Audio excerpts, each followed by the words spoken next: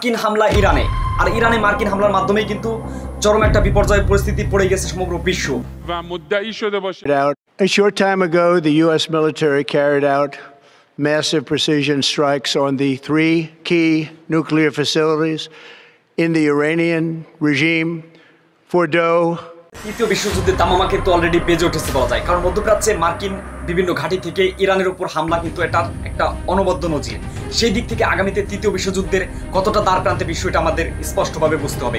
এটাকে একটা রেভলিউশন তথা ইসলামের জন্য জিহাদ বা ইসলামের জন্য যুদ্ধ কিন্তু বলা যায়। এই যুদ্ধের মূল যে কার্যক্রম বা মূল প্রেক্ষাপট বলা যায় ফিলিস্তিন ইসরায়েল ইস্যুকে কেন্দ্র করে।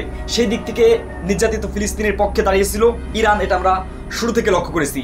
দেখুন, এই যে রেভলিউশন তথা এই যে ওয়ার থার্ড ওয়ার্ল্ড ওয়ার যেটা, এটা কিন্তু একমাত্র রাষ্ট্রীয় কোনো দ্বন্দ্ব নয়, এটার পিছনে ধর্মীয় একটা কারণ জড়িত, এটা আপনারা সকলে জানেন। সেই দিক থেকে নির্যাতিত ফিলিস্তিনের পক্ষে বরাবরই কিন্তু দাঁড়িয়েছিল ইরান, এবং ইরানের যে একটা অবস্থান এটা কিন্তু মার্কিন যুক্তরাষ্ট্র কোনোভাবে সহ্য করতে পারে নাই। সেই দিক থেকে তাদের যে একটা এই হামলাগুলো সেগুলো কিন্তু একটা নিন্দনীয় পর্যায়ে সমগ্র বিশ্বকে নিয়ে গেল। মানে ইসরায়েলের একটা ঘনিষ্ঠতম প্রেম অবস্থান করে থাকে কিন্তু ইসরায়েলের সাথে আমেরিকার, এটা আপনারা সকলেই দেখেছেন এবং সকলেই জানেন। সেই দিক থেকে এই যে থার্ড ওয়ার্ল্ড ওয়ার যেটা, তৃতীয় বিশ্বযুদ্ধের দামামা কিন্তু অলরেডি সমগ্র বিশ্ব জুড়ে পড়ার একটা আশঙ্কা লক্ষ্য করা যাচ্ছে। সেই দিক থেকে মধ্যপ্রাচ্যের যে একটা অবস্থান, আমেরিকার বিভিন্ন ঘাটে কিন্তু এমনকি ইরাকে ইরানের পার্শ্বত্য বিভিন্ন জায়গায় কিন্তু অবস্থান করে থাকে। সেই দিক থেকে আমেরিকা সরাসরি যুদ্ধে জড়িয়ে পড়বে, এটার আন্দাজ আমি আগের বিভিন্ন কন্টেন্টে বলেছিলাম। কারণ আপনারা জানেন বর্তমান ডোনাল্ড ট্রাম্প যিনি আছে তিনি একজন যুদ্ধান্তহী নেতা। বিশেষ করে তিনি যতটাই পৃথিবীতে শান্তির কথা বা শান্তির অবস্থান পৃথিবীতে আনুক না কেন, তার পিছনে কিন্তু একটা যুদ্ধের মনোভাব, এটা আমরা পূর্ব থেকে লক্ষ্য করেছি। 2018 সালের দিকে যখন তিনি তার ক্ষমতার পালাবদল করেন, সেই সময় থেকেই তিনি কিন্তু ইসরায়েলের সাথে যে একটা ঘনিষ্ঠ সম্পর্কতা বজায় রেখেছিলেন সেটা এখনও বহমান। সেটা অন্যান্য প্রেসিডেন্টের থেকে প্রেসিডেন্ট ডোনাল্ড ট্রাম্প যিনি আছেন তার সম্পৃক্ততা অনেক বেশি বলা যায়। সেই দিক থেকে আমেরিকার যে আক্রমণ মধ্যপ্রাচ্যে সেটা এক অনবদ্য উচ্চতায় নিয়ে গেছে এই ডোনাল্ড ট্রাম্পের সম্পর্কর উপর ভিত্তি করে। সেই দিক থেকে বলা যায় বর্তমান এই যে একটা করুণ পরিস্থিতির দিকে মধ্যপ্রাচ্য চলে যাচ্ছে, এটা একমাত্র আমেরিকারই লস হবে। কোন দিক থেকে?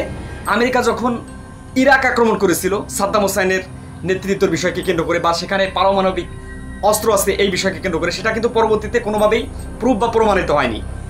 সেখানে তারা নাকানি চুমানি খেয়েছিল। অন্যদিকে আমরা লক্ষ্য করেছি আফগানিস্তানে তালেবান কর্তৃক এই আমেরিকা বাহিনী কিন্তু অবশেষে লেজ গুটিয়ে পালাতে বাধ্য হয়েছে।